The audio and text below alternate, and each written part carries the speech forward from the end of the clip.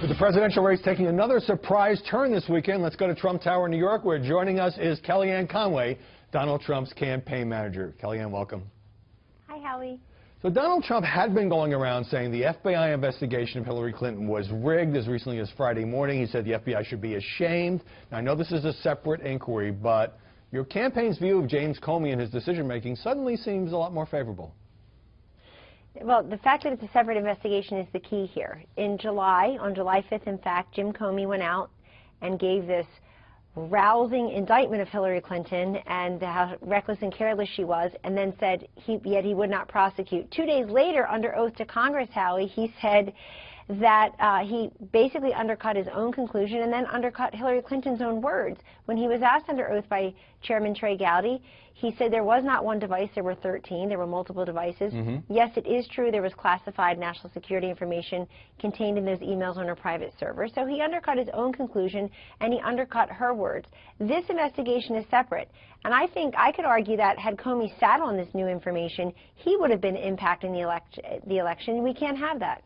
Well, but is it possible, since even the FBI, according to reports, doesn't know what these emails are, hasn't reviewed the emails on the devices of Huma Abedin and Anthony Weiner, that this could turn out to be nothing? Would you acknowledge that? It's possible, but so what? In other words, what we're reminded of is the cloud of corruption that always follows Hillary Clinton.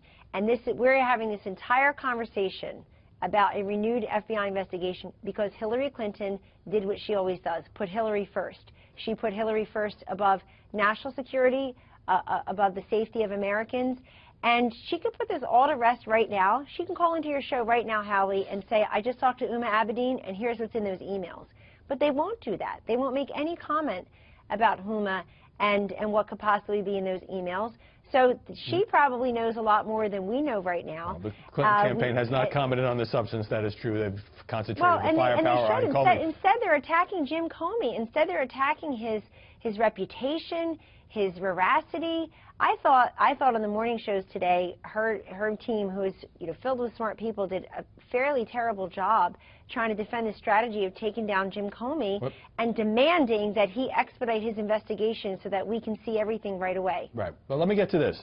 Donald Trump has been saying repeatedly that if he's elected, he would reopen the original FBI investigation of Hillary Clinton. And he said during the debate, if he was president, she'd be in jail. Now, a lot of people, some people, I should say, sympathetic to Donald Trump, have been saying that in a democracy, a presidential candidate shouldn't be vowing to prosecute his opponent.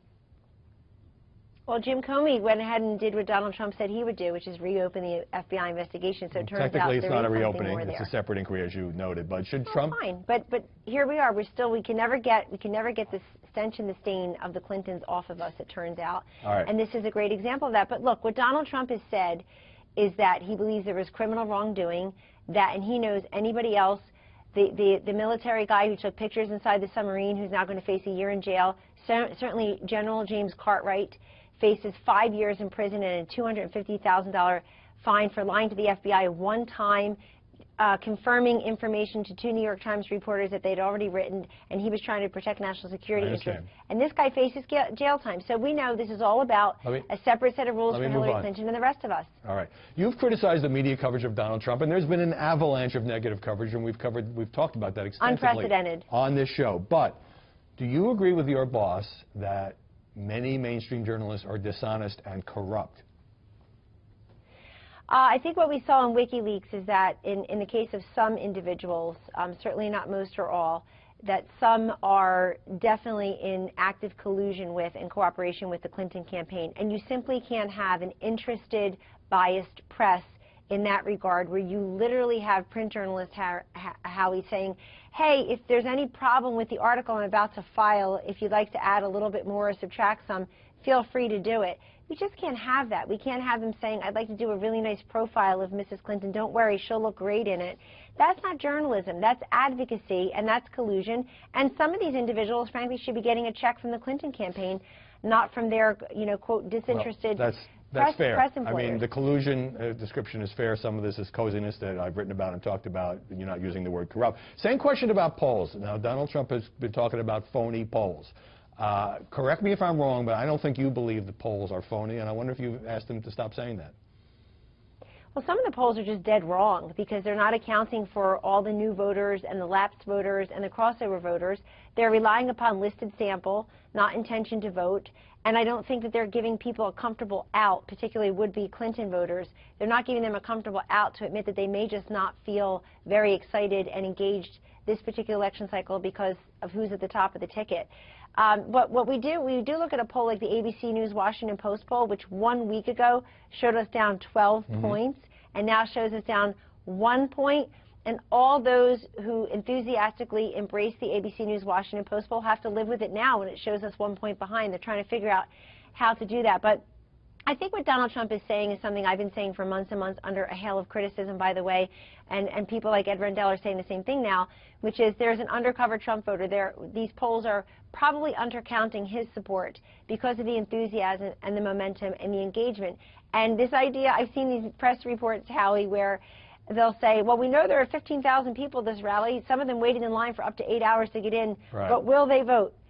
Seriously, will they vote? Right. They were there for 8 hours in the rain, and will they actually vote? You know they're going to vote. It's fine to criticize the polls, but obviously that's different than saying they're phony. Let me get another question in here. The heavy media coverage of the FBI opening this inquiry, and in recent days of the WikiLeaks disclosures about the inner circle criticizing Hillary Clinton and the Clinton Foundation, Bill Clinton Inc. and all of that, doesn't that show that the press is willing to hold Hillary Clinton accountable as well as Donald Trump? It shows that they can't ignore breaking news, and frankly, even the WikiLeaks, it actually wasn't covered on all these front pages until it involved the pay-for-play with Bill Clinton, until you saw the words Bill Clinton Inc., $66 million worth of commercial interest for him going to him, Kimberly Strassel at the Wall Street Journal calling them grifters in chief. So I think it really took it to go all the way to the top for folks to get interested. That said, this is a breaking news story, and frankly, Howie, if you look at what was covered last week before the WikiLeaks stories broke about Bill Clinton and before the FBI investigation was revealed, it was all about how the race is over. Right. The path is narrow. The path is gone. That's really disingenuous journalism when we know most of America has yet to vote. We should not be robbing America of its voice and its choice. I got to wrap it up. I sat on this set and said, don't call it over, folks. 2 weeks is a long time in politics. That's Kellyanne right. Conway. And here we are. Great to see you.